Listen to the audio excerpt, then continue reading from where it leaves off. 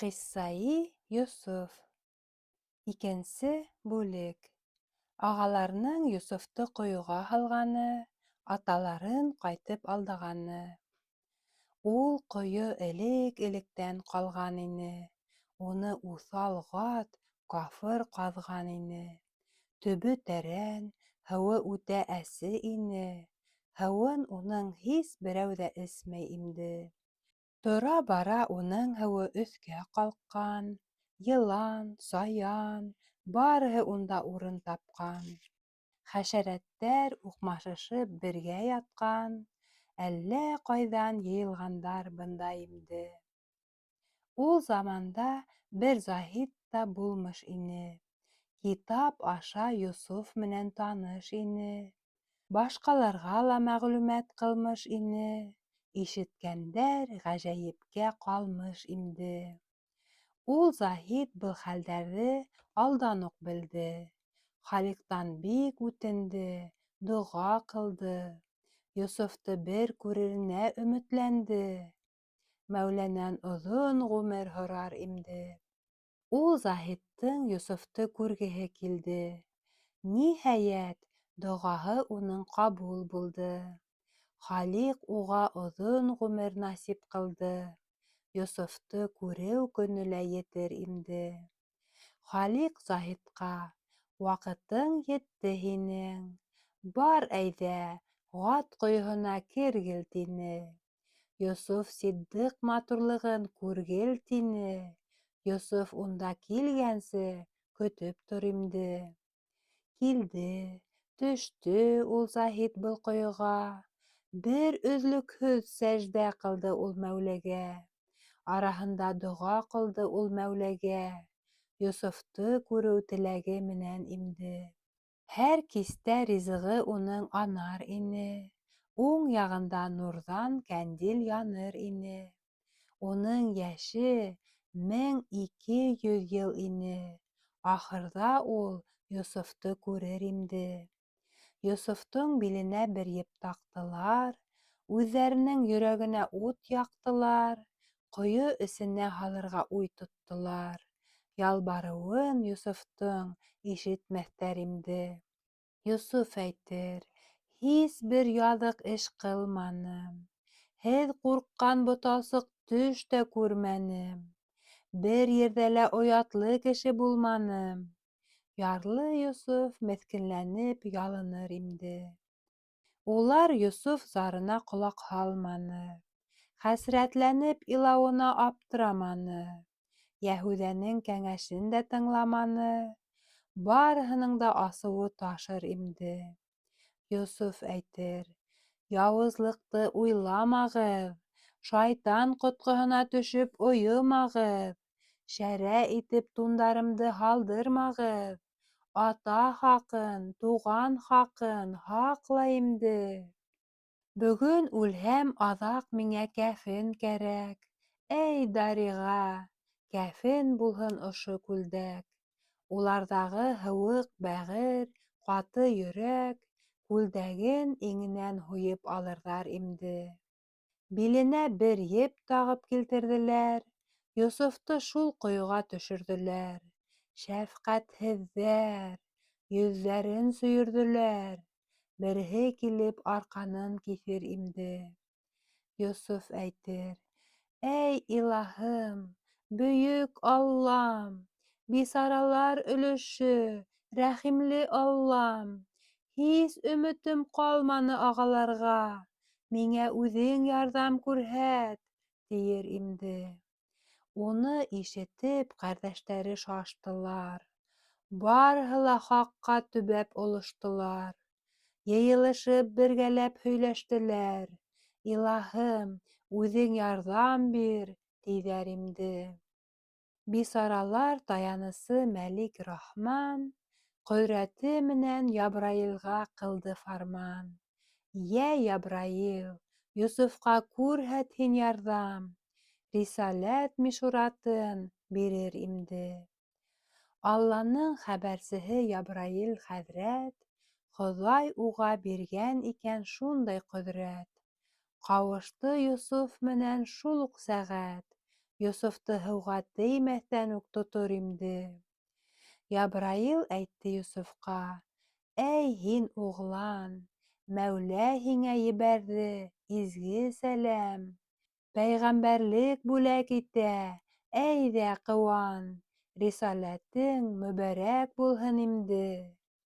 Йософ янына Ябраил килеп еткәс, Ябраилды Йософ үҙе лә танығас, хаҡтың сәләмен, ҡотлауын ҡабул ҡылғас, һүнгән күңеле шатланып китер имде. Ҡойоноң иң төбөндә бер таш бар ине. Ябраил ул ташты өҫкә сығарҙы. Һыу өҫтөндә батмайынса был таш торҙо. Йософ килеп таш өҫтөнә ултырыр имде.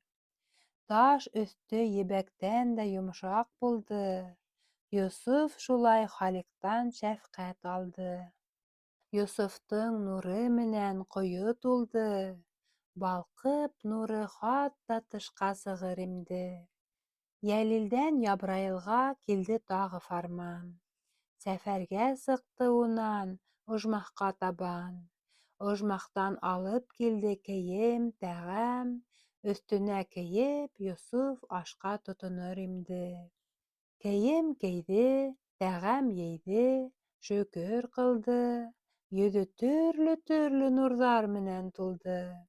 Ябраилдың нуры менән бергә ҡушылды. Ерҙән күккә нурҙан күпер үтер имде.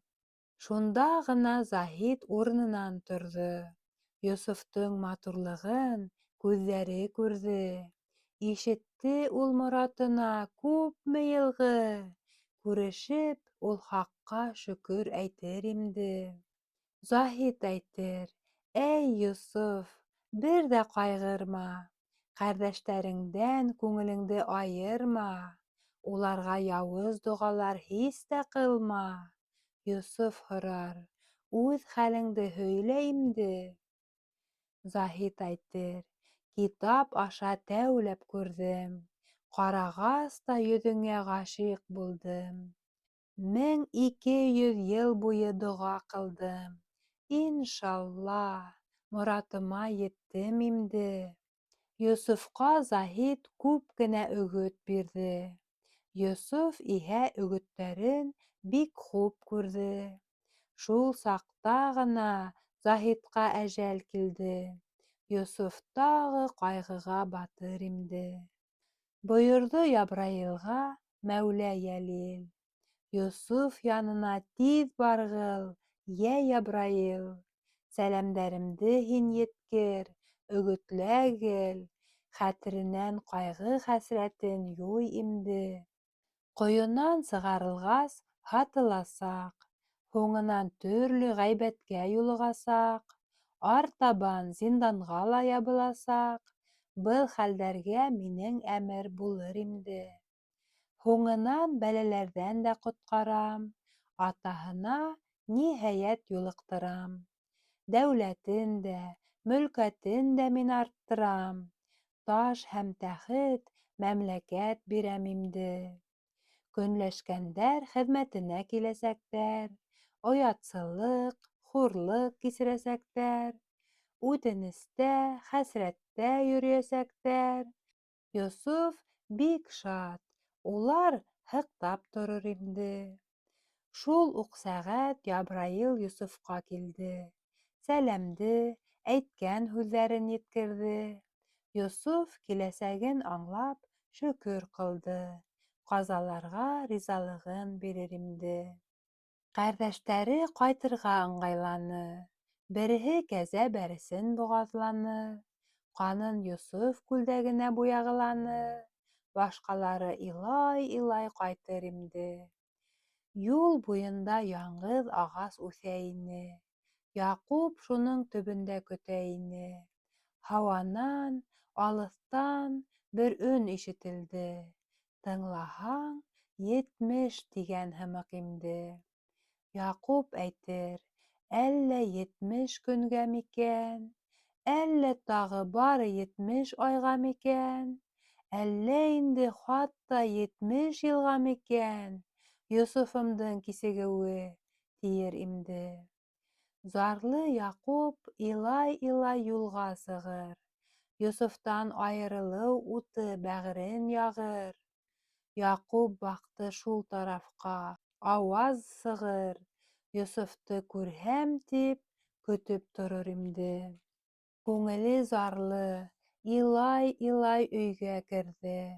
Улдарының һөйләгәнен шикле күрҙе. Йософты юҡ иткәндәрен һиҙҙе. Намаҙ ҡылыр, үҙе илай, һыҡтай имде. Уғландары үҙ араһы антлаштылар. Өйгә етә үкерешеп илаштылар. «Ах, Дәриға! Йософ!» тип иңрәштеләр. «Йософыбыҙҙы юғалттыҡ!» тиҙәр имде. Яҡуп өйҙә намаҙын уҡыр ине. Уландарының иңрәүе ишетелде. Ҡолағына илау тауышы ярып керҙе.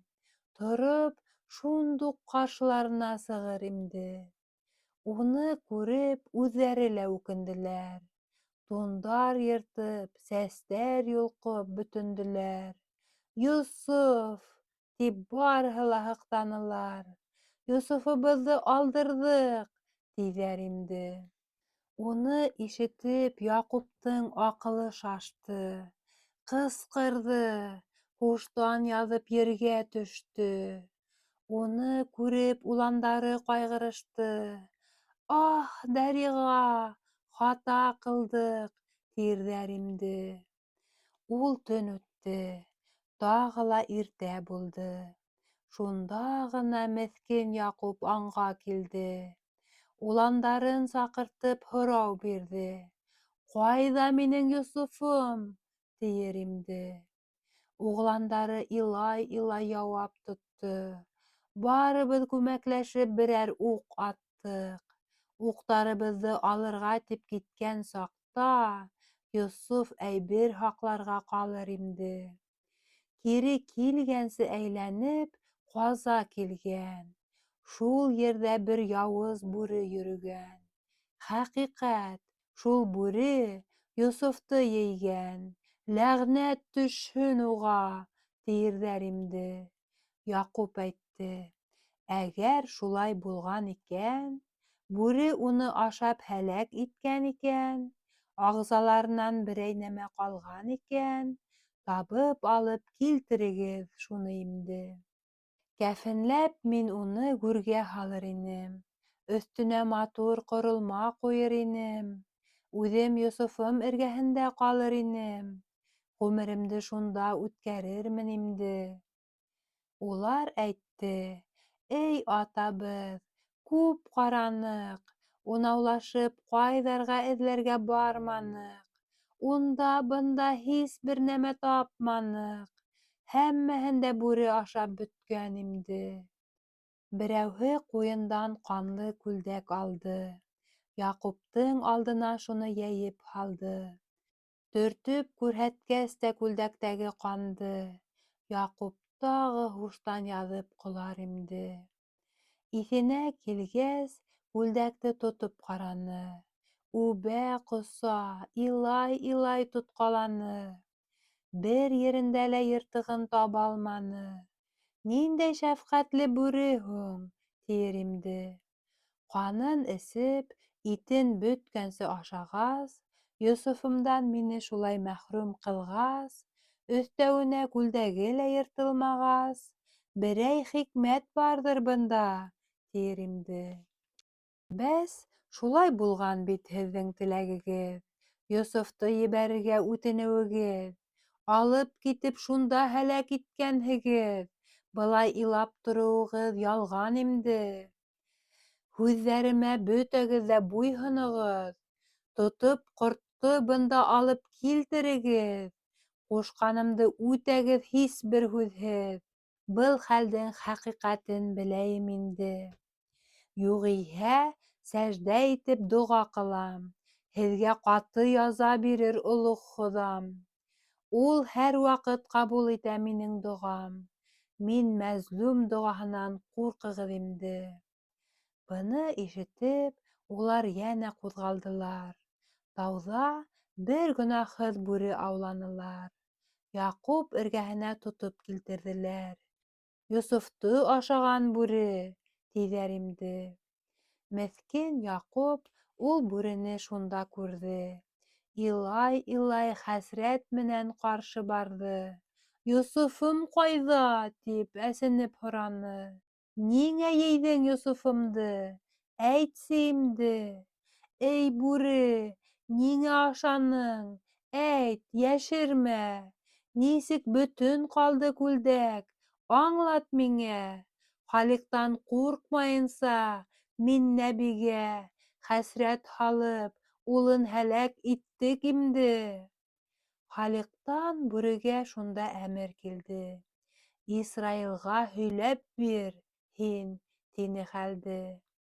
Телгә килеп, бүре ни булғанын әйтте.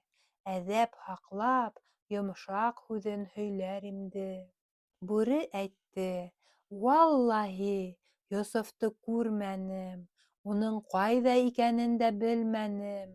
Алла шаһит, ул тирәлә йөрөмәнем. Мин гонаһһыҙ, ышанығыҙ миңә инде. Һин бит үҙең Алланың бер рәсүлеһең. Хаҡ ебәргән илселәрҙең береһеһең.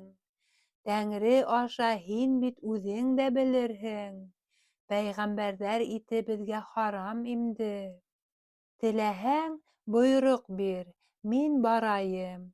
Ошо тирә бүреләрен мин йыйнайым. Барыһын да ҡаршыңа хәҙер туплайым. Дөрөҫлөктө, әйҙә, раҫлаһындар инде». Улар ҙа Йософто бер күрмәгәндәр. Валлаһи, уға хаслыҡ ҡылмағандар. Тәңрегә һис гонаһлы булмағандар. Пәйғәмбәрҙәр ите беҙгә харам, тиҙәр инде. Мин үҙем Мысырҙан яңы килдем. Бер ҡәрҙәшем бар ине, шунда үлде. Ризыҡ ҡапмағаныма 17 көн тулды. Хәсрәтемдән ауыҙым аҙыҡланмаҫ инде. Хайран булдым. Бер ерҙә мине тоттолар. Золомлоҡ менән эргәңә һөйрәттеләр. Ауыҙыма ҡайһылары ҡан һөрттөләр. Гонаһһыҙмын, асылын бел һин инде. Яҡуп ҡорт һүҙенең раҫ икәнен белде. Үҙ ҡулы менән бүрегә аш ейҙерҙе. Әйтер: «Был ҡазаны бирҙе Тәңре. Доға ҡылып, ҡортҡа рөхсәт бирер инде. Был ҡазаны бирҙе миңә Хоҙай Мәүлә. Сабырһыҙлыҡтан бөйөктәр төштө түбән. Шуға булырмын мин сабыр күндәм. Сабырлыҡтан морат хасил булыр инде». Йәһүҙә ул урынға көн дә сығыр. Ҡойо эргәһенә барып, көн дә бағыр. Йософ менән хәбәрләшеп, күңел баҫыр. Үҙ хәлдәрен дә һөйләп ҡайтыр инде. Малик дуғырҙың төш күргәне, Йософто ҡойонан сығарғаны, ағаларының һатып ебәргәне. Мысыр эсендә бер бай сәүҙәгәр йәшәр ине. Уның исеме Малик ибне Дуғыр ине. Дуғыр улы Малик бер төш күргән ине. Төш мәғәнәһен юраусынан һорар инде. Юраусыға Малик әйтер: «Күрҙем бер төш. Төшөмдә Кәнғанға китеп барам имеш. Ат ҡойоһона барып етеүем булмыш. Ҡояш ысын, күктән ергә инер инде. Ҡояш хәҡиҡәт, күктән ергә һеңде. Яғамдан сыҡты ҡуйынымдан кереп. Күктән яуҙы ямғыр ише ынйы-мәрйен. Уларҙы мин итәгемә йыйҙым инде. Бик һөйөнөп уларҙы алдым йыйып. Һандығыма бергә-бергә һалдым ҡуйып. Төшөмдөң мәғәнәһен аңлауы ҡыйын. Юраусым, йә аңлат миңә шуны инде». Төш юраусы саҡырҙы: «Ултыр яныма. Мәғәнәһен асып бирәм һорауыңа. 2 ҡыҙыл алтынды ҡуй был яғыма. Төшөң бик мөбәрәк булһын инде». Әгәр дә шундай төш күргәнһең икән, төшөңдә ул урынға барғанһың икән, хәҡиҡәт, унда дәүләткә эйәһең икән, бер шәриф ҡул ҡулыңа төшөр имде.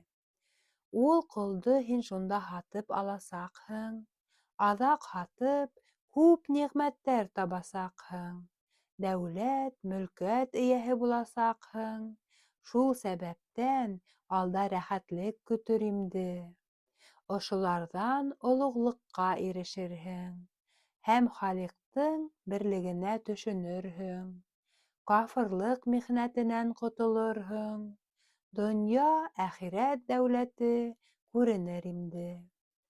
Быны ишетеп, Малик Дуғыр сәфәр ҡылды. Ҡәнғән иленең эсенә килде, керҙе. Ғад ҡойоһона еткәс, йөгөн төшөрҙө. Төшөндә күргәнен иҫтә тотор имде. Ҡолдарына бойорҙо. Тыңланылар. Ул ҡойоноң тирә-яғын ҡаранылар. Ҡабат-ҡабат эҙләй торғас, арынылар. Малик Дуғыр үҙе лә эҙләшер имде. Әллә ҡайҙан һауанан бер өн килде. Дуғырҙың ҡолағына ишетелде. Әйтте: «Теүәл 50 йыл ваҡыт ҡалды. Ул уғланды алыуыңа һинең имде. Икеләнмәй, тап 50 йыл ҡайтып тор һин. Унан инде был мәҡәмгә тағы кил һин. Ул уғланды кәм баһаға һатып ал һин. Күп байлыҡҡа аҙаҡ үҙең һатырһың имде». Был хәтәрҙән Малик кире ҡайтып китте. Шунан теүәл 50 йыллап ваҡыт күсте. Дуғыр улы был ерҙәргә йәнә килде, вәғәҙә етте, тип бик һөйөнөр имде. Бер кистә бер нисә фәрештә килгән булған икән. Шунда ҡоштарға улар әүерелгән икән. Ошолайтып Йософҡа иш булған икән. Ҡоштар булып ҡойонан сығалар имде. Малик Дуғыр ул ҡоштарҙы унда күрҙе. Фәрештәләр икәнен һис белмәҫ үҙе. Был мәлдә Малик әле кафыр ине. Уҡ алып ҡоштар атырға барыр имде. Яҡын килгәс тә, ул ҡоштар юҡҡа сыҡты. Быны күреп, Малик Дуғыр хайран ҡалды. Баҡты, ҡойо эсенән бер нур ағылды. Малик һушын йыя алмай торор имде. Шул уҡ сәғәт урынына килде йәнә. Аңһыҙ түгел, һиҙенде был, зирәк ине. Ике ҡолона бойорҙо: «Барың, ана шул ҡойонан һыу килтерең», тиер имде. Бәшир менән Бөшрә биҙрә алдылар, ҡойоноң эргәһенә яҡын барҙылар, биҙрәгә бау бәйләп ҡойоға бәрҙеләр. Йософ барыһын күреп ултырыр имде. Икәүләшеп биҙрәһен һыуға батырҙы. Тиҙ генә мөлдөрәмә итеп тултырҙы. Хаҡ Йософҡа барырға Ябраилды күндерҙе. Өҫкә сығырға рөхсәт еткерер имде. Йә, Йософ, һин көҙгөгә баҡманыңмы? Көҙгөлә күркең күреп маҡтанманыңмы? Мин һатылыр ҡол булһам тип әйтмәнеңме? Минең хаҡты берәү ҙә түләй алмаҫ, тимәнеңме? Йәшермәйем, көҙгөгә мин ҡарағайным. Күркем күреп көҙгөлә маҡтанғайным. Һатыла торған ҡол була ҡалһам, тигәйнем, баһамды түләй алмаҫтар, тигәйнем имде. Ябраил әйтте: «Йә, Йософ, баҫ аяҡҡа, биҙрә тотҡаһына йәбеш, сыҡ һин тышҡа, күрерһең, һатырҙар һине күпме хаҡҡа, һатып алыусылар килгән, әҙер имде». Икәүләшеп Бәшир, Бөшрә бауҙы тартты. Ғәзиз Йософ шул ваҡытта өҫкә ҡалҡты. Ҡадир Мәүләм тәҡдиргә шулай ҡушты. Ни эшләйһең, уның хөкөмө шулдыр инде. Ҡойонан бөтөнләйгә сыҡты үҙе, тулған айҙай балҡый ине уның йөҙө. Малик күргәс тә бер аҙға һушын юйҙы. Ниндәй шатлыҡ ошо уғлан, тиер имде. Малик күп йылдар даими әйтә килде. Ҡолдарына исемен дә белдергән ине. Ҡайһығыҙ арағыҙҙан тәүҙәрәк күрә, азат итеп шуға ҡыҙым бирәм имде. Бәшәр ҡайтып Маликка хәбәр һалды. Малик дуғыр һөйөнөп ҡаршы барҙы. Ҡаршы барып, Йософтың ҡулынан алды. Алып килеп сатырына йәшерер имде. Йософ ҡәрҙәштәре шул саҡ тауҙа йөрөгән.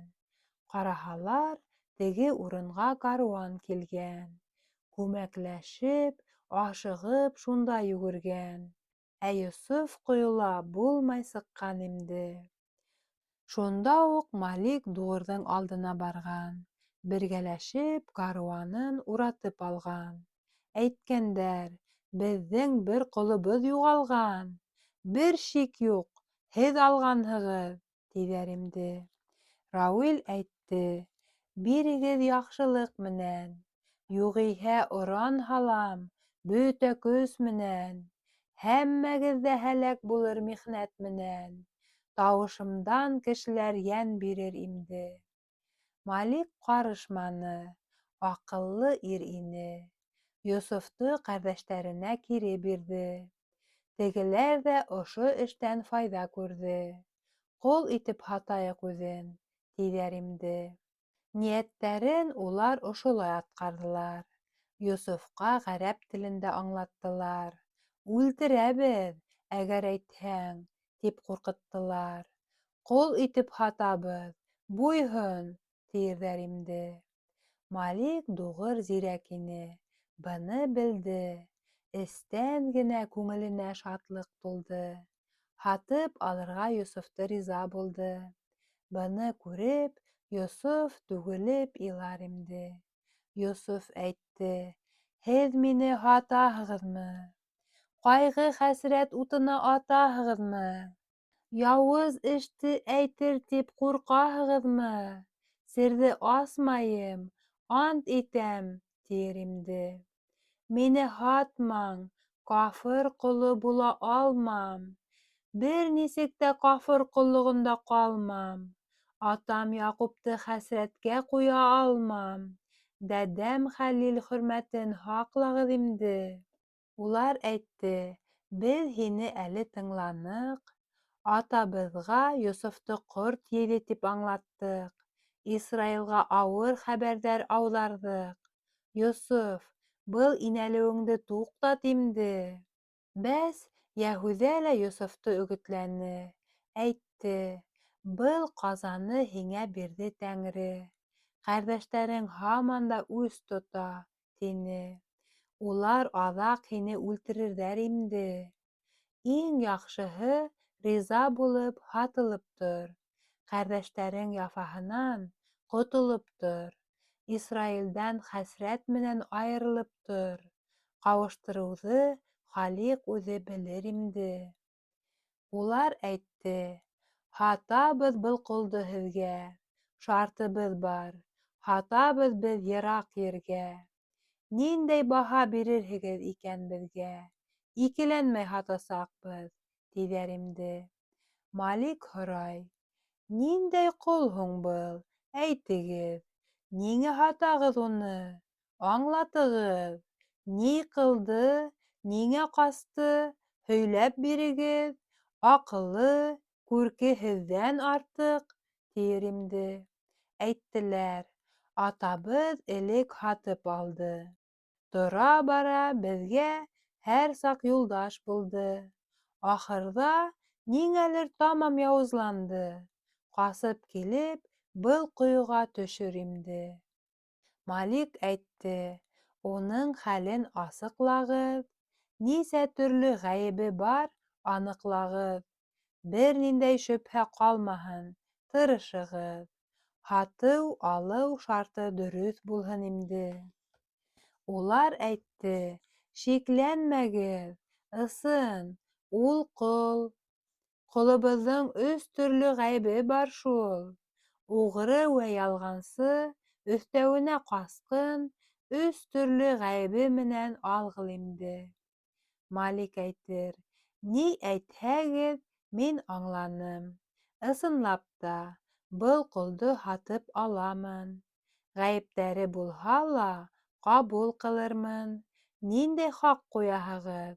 Һорағыҙ инде. Әммә ләкин бында һис алтыным юҡ. Төрлө-төрлө туҡымам бар, атласым күп, бер нисә ярмаҡ тәңкәм бар, ҡиммәте юҡ. Һатыуҙы нисек ҡылырбыҙ?» тиер инде.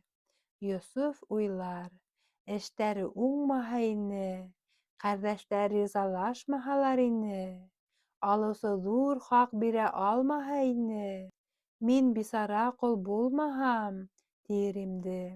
Улар әйтер: бер ни ҙә ҡыла алмайбыҙ, был сауҙаға һис кенә риза булмайбыҙ, ҡулығыҙҙан ебәк атластар алмайбыҙ, күпме ярмағың бар, шуны бир, тиерҙәр инде. Малик әйтер: ярмағым бар, теүәл 18, хәҡиҡәт, алтыным юҡ, шуны белегеҙ.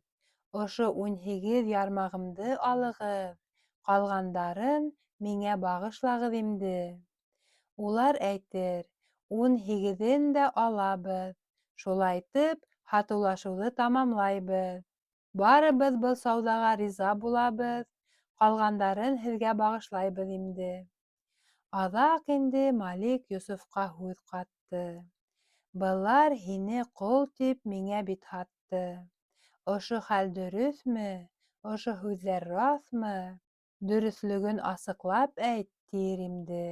Улар әйтте: «Ҡол, ҡоллоҡҡа ризалыҡ бир, үҙеңдең телең менән дөрөҫләп ебәр. Юғиһә ысынлап һине үлтерербеҙ барыбер». Йәшерен генә уны ҡурҡытырҙар инде. Ысынлап та, Йософ үҙе ҡурҡып ҡалды. Ҡурҡышынан ҡоллоҡҡа ла риза булды. «Мин ҡол», — тине, күҙҙәренә йәштәр тулды. «Алла ҡоло», тип эстән генә уйлар инде. Улар әйтте: «Йә, Малик, һин беҙгә инан. Ҡол булыуына шик тотма, беҙгә ышан. Бау бығауын сисмәгеҙ һис аяғынан, Мысырға хәтле бығаулы барһын инде. Бик ялғансы, һүҙенә һис ышанмағыҙ. Йәлләп, аяп, миһырбанлык күрһәтмәгеҙ. Бер ваҡытта яҡшы һүҙ ишеттермәгеҙ. Аҙығы тик арпа икмәге булһын инде». Малик әйтер: «Һүҙҙәрегеҙгә ышандым. Риза булып, ҡолоғоҙҙо һатып алдым. 3 төрлө ғәйебе менән ҡабул ҡылдым. Был турала берәй яҙыу кәрәк инде». Тегеләр ҙә был үтенесте хуп күрҙе. Бетеү яҙып бирергәрәк ҡарар ҡылды. Бөтәһе лә яуыз эшкә тоғро ҡалды. Ҡул ҡуйырға барыһы ла риза инде.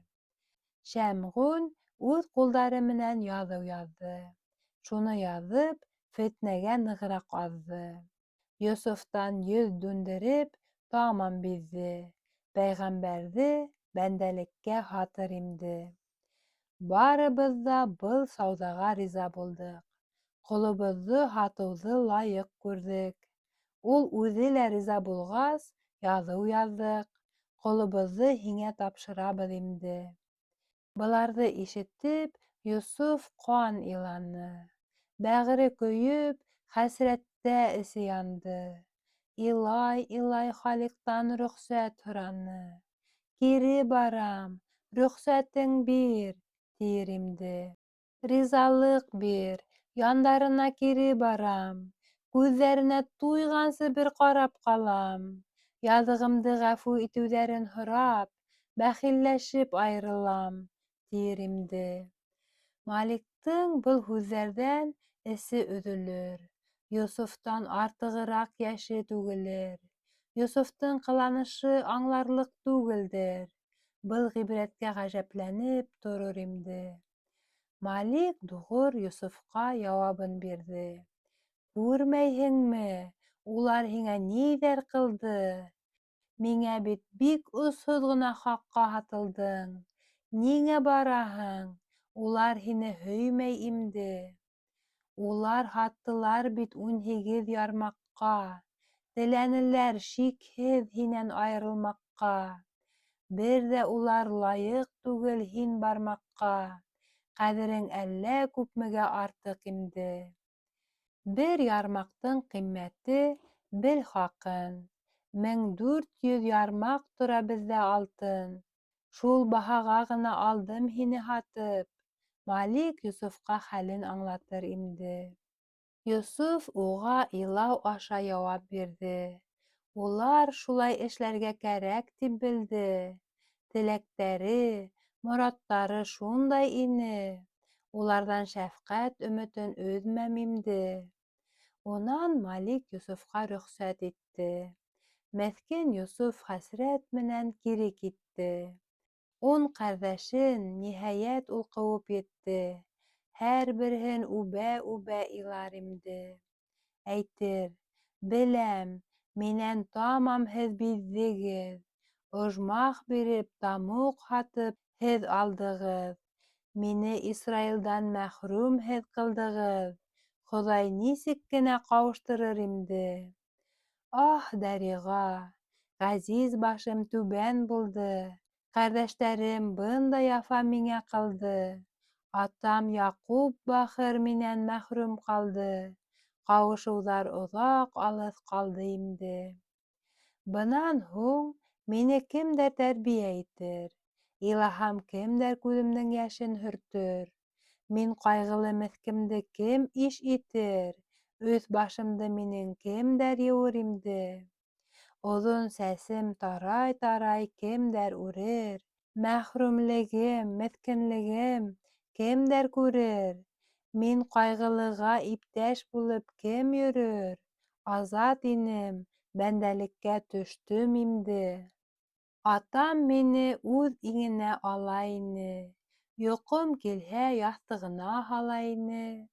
Торғоҙоп төрлө аш, ризыҡ бирә ине. Шул рәхәттән был михнәткә төштөм инде. Аһ, Дәриға, был ҡолоҡта ни ҡылайым? Нисек кафыр ҡолоғонда мин торайым? Ҡәрҙәштәр йыраҡ ҡала, нисек күрәйем? Айырылырға тәҡдиребеҙ ҡушты инде. Был тәҡдирҙе Тәңренән тип белеү кәрәк. Хаҡ хөкөмөнә ҡол ризалығы кәрәк. Язаһына сабыр, риза булыу кәрәк.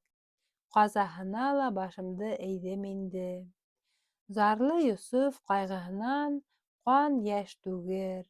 Илағанын ағалары күрмәмеш булыр. Барыһын үбә-ҡоса улар бәхилләшер. Малик дуғыр һушһыҙ булып илар инде. Ҡәрҙәштәре лә түҙмәйенсә илашты. Хәсрәтләнеп вә ҡайғырышып аһлашты. Ысын күңелдән өҙгөләнеп иңрәште. Ҡылыҡтары өсөн эсе бошор инде. Әйтерҙәр: «Беҙ һине кире алыр инек. Ҡулыңдан етәкләп тәүбә ҡылыр инек. Һатыу уйынынан кире ҡайтҡан булыр инек. Бигерәк тә ғәрләнәбеҙ», тиҙәр инде. «Атабыҙға тағы ялған әйтә алмайбыҙ. Һине кире уға илтә лә алмайбыҙ. Был эштә бер сара ла ҡыла алмайбыҙ. Михнәттәргә һин сабырлыҡ күрһәт инде». Йософ әйтер: «Һөйләгән һүҙ кире килмәҫ. Хаҡ тәҡдире ниндәйлеген кемдәр белмәҫ. Уға ҡол теләге һис тә ҡаршы булмаҫ. Хаҡ фарманына буйһоноу кәрәк инде. Был тәҡдирҙе Тәңрем бирҙе, һеҙгә мәғлүм. Хәсрәтләнеп, атам Яҡуп ҡалды мәхрүм. Айырылып ҡалды Ибне Йәмин энем. Мине аҙаҡ ҡайҙа ғына күрер инде?» Ҡәрҙәштәре туҡтап тормай һаман китте. Йософ өсөн айырылыр мәл дә етте. Ҡанлы йәштәр эркелеп, бәғерен өттө. Үҙе һаман артҡа боролоп ҡарай имде.